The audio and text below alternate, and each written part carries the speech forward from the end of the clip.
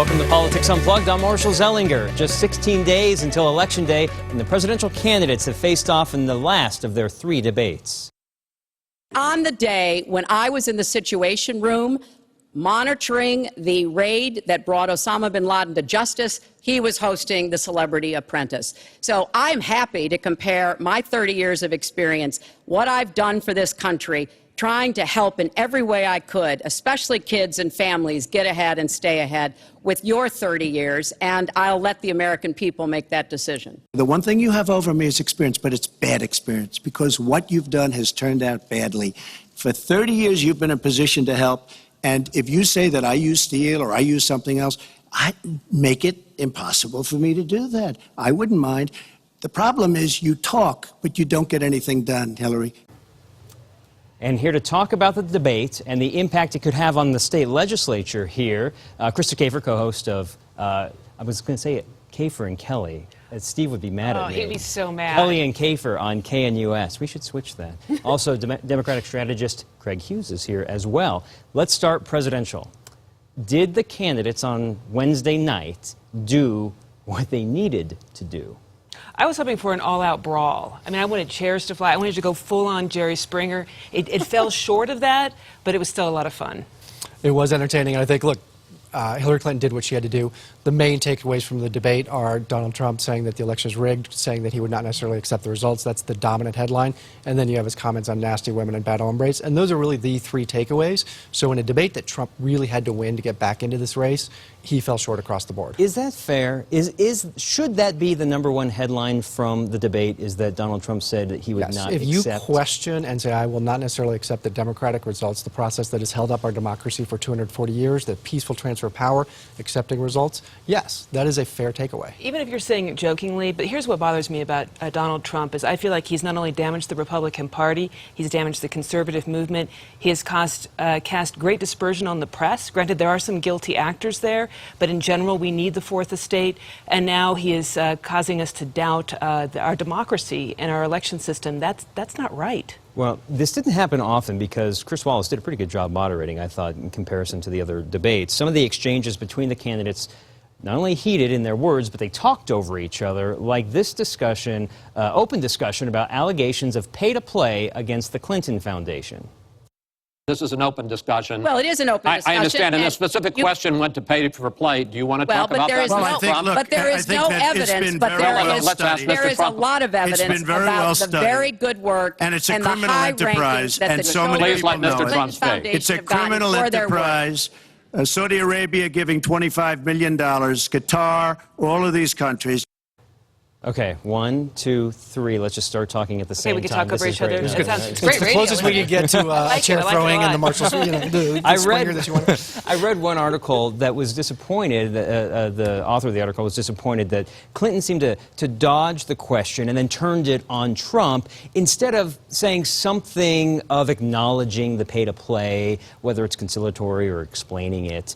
Did she miss an opportunity that's going to be hanging around longer than it should? I think the dodge was on purpose. I mean, the fact is that she took a lot of money for speeches that went to her foundation, and then somehow those people ended up meeting with people they wanted to meet with at the State Department. It doesn't look good. I wish she could have answered it. I think always the goal in debates is to quickly answer and then pivot to the other person, and you're going to compare foundations. Obviously, she's got a great case to make of the Trump Foundation, which bought a 6-foot painting of Donald Trump with other people's money. The Clinton Foundation, inarguably, is doing amazing things around the world. I think you quickly answer the question, you move on to winning territory. Winning territory for Hillary is talking about the Trump Foundation. Don't you want to put something to rest completely? I know you're not going to do this, especially in the Twitter world with people on Twitter. Well, I think always bringing this up. I think she did answer a little bit of the questions of we are on the up and up. It's all open. This is, again, the Clinton Foundation is doing things around the world to help, again, she talked about Haiti, she talked about the good work they're doing there, helping, solve the AIDS epidemic. Like, really good works is the important thing to focus on. Here's, we heard from more women coming forward of assault or misconduct against Donald Trump. Here's how the candidates addressed that on Wednesday night during the debate. Those stories are all totally false. I have to say that. And I didn't even apologize to my wife, who's sitting right here, because I didn't do anything. I didn't know any of these women. I didn't see these women. These women, the woman on the plane, the woman, I think they want either fame or her campaign did it. Donald thinks belittling women makes him bigger. He goes after their dignity, their self-worth, and I don't think there is a woman anywhere who doesn't know what that feels like.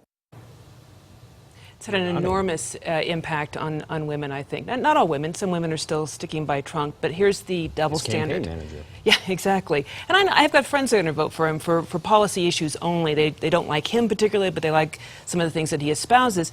Here's what it bothers me is that some people will say we have to believe the Clinton, those that have gone after Clinton, her husband, those who have alleged things that Bill Clinton has done, but yet we're not supposed to believe these women who have alleged similar things against Donald Trump. I'm inclined to believe all of the women, and I think we all should. And this is coming from a Republican standpoint, too. I thought that was a pretty amazing exchange. First, he said, I have not apologized to my wife, where she had gone on national TV the night before and said, Donald has apologized to me. So his inability to tell the truth about any subject is actually astonishing. And then you have, I don't know any of these women, you know, the People magazine reporter wrote an entire article about him. She has, 6 corroborating witnesses. This is not, you can't just brush this off. So it's his attempt to get out of it. I think it failed rather miserably. And I think, again, we talked about it with Hillary, an attempt to sort of clear the record. He has continually failed to move on from this or address it in any way that gives the voters any degree of confidence. I would say that Hillary Clinton should not be president based on scandals and things that she's done, as well as some of her viewpoints that I find pretty awful. But he cannot be president, given what he has done and how he has treated people. Well, given the glowing review you just had of both candidates, where do the campaigns go from here? In Colorado, we've seen twice as many Trump Pence visits than we have from Clinton and Kaine. With two weeks left, are we going to see them anymore?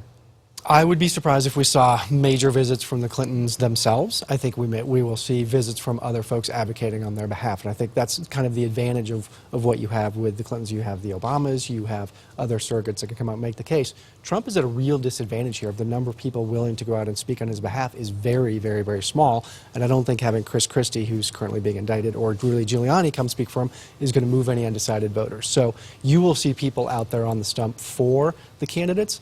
I think Colorado has slipped from Donald Trump, and it would take a tremendous amount for him to get back in play here. Let me adjust the question for you, Krista. We've seen Trump and Pence visit Colorado Springs, Grand Junction, where they should already have secured their base. Why do they continue to go to the Republican areas? Isn't that interesting? We've got Evan McMullin coming next week. He is an independent conservative. We've had Johnson come out here. I think there is a risk of losing a lot of votes, conservative votes, going either to Libertarian or this independent conservative.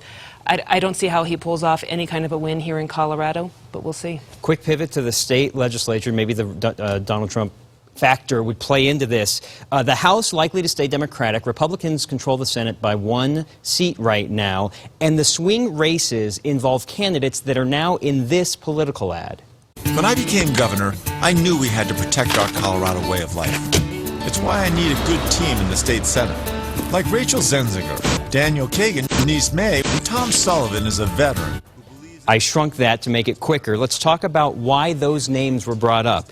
Rachel Zelinger lost 2 years ago to Laura Woods, and their rematch now. She lost by 663 votes. Janice May, that race last time was decided by 106 votes.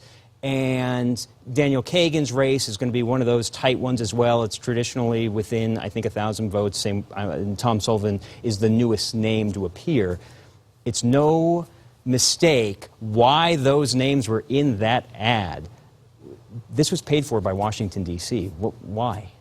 Well, it's my new list of people to give to. So, yeah, thank you, Mr. Hickenlooper. But, yeah, these are embattled seats. I do hope that the Republicans keep the Senate. It has kept a nice balance with the House and kept some of the extreme legislation that we saw during the first part of Governor Hickenlooper's tenure. Is this good use of the governor? I think it's great. I mean, first, the governor using his brand and his popularity, and he comes off so well, so likable in that ad. Even if he's doing it for 4 different people, it's still, he's just kind of masterful in being above the fray while he's doing a political ad. I think it's a very strong ad. And all 4 of those Republican candidates are tied around the axle of the Trump train.